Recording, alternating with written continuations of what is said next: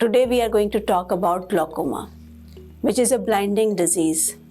Glaucoma is also known as silent thief of sight क्योंकि ये धीरे धीरे आँखों की रोशनी ख़त्म कर देता है।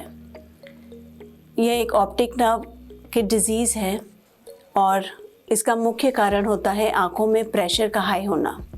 हमारे आँख का normal pressure 10 to 20 millimetre mercury है और ग्लूकोमा में ये काफ़ी बढ़ जाता है।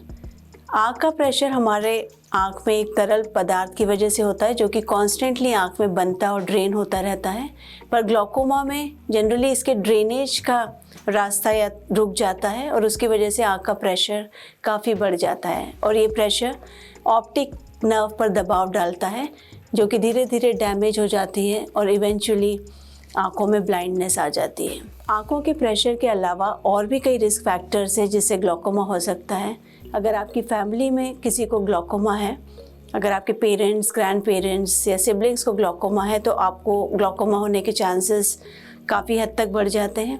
इसके अलावा मेडिसिन स्पेशली स्टेरॉइड्स जो कि इंडिया में काफ़ी इनडिस्क्रिमिनेटली यूज़ होती है एलर्जीज़ के लिए and over the counter chemist shop पे अवेलेबल होती है क्योंकि ये एक वंडर ड्रग है एलर्जी को क्योर करने के लिए। ये बहुत एक्सटेंसिवली यूज़ करते हैं और इसकी वजह से काफ़ी इंट्रैक्टेबल ग्लूकोमा हो सकता है एंड स्पेशली हमने बच्चों में ये केसेस देखे हैं जिनमें कि इसके इनएडवर्टेंट यूज़ से बच्चे ब्लाइंड हो जाते हैं। इसके अलावा डायबिटीज़, हाइपरटेंशन, थायराइड भी अन्य कारण हैं जिसमें ज़्यादा रिस्क होती है ग्लूकोमा होने की। आँखों से रिलेटेड फैक्टर्स जैसे आई इंजरी या कॉम्प्लिकेटेड आँखों की सर्जरीज़ या फिर आँखों में कोई और बीमारी, इन्फ्लेमेशन हो तो उससे भी ग्लूकोमा की रिस्क काफ़ी हद तक बढ़ जाती है। इस बीमारी के जनरली कोई लक्षण या सिम्टम्स नहीं होते हैं and that is why it is called silent killer of site क्योंकि ये आँखों की रोशनी को धीरे धीरे कम करता है, specially open angle type of glaucomas में।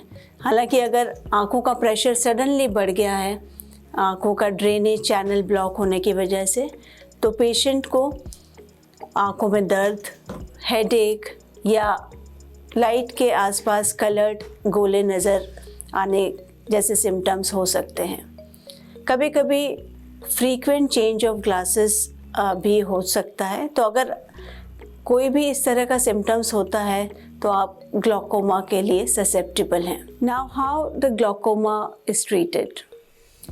Glaucoma can be treated very easily specially if it is in the early stages.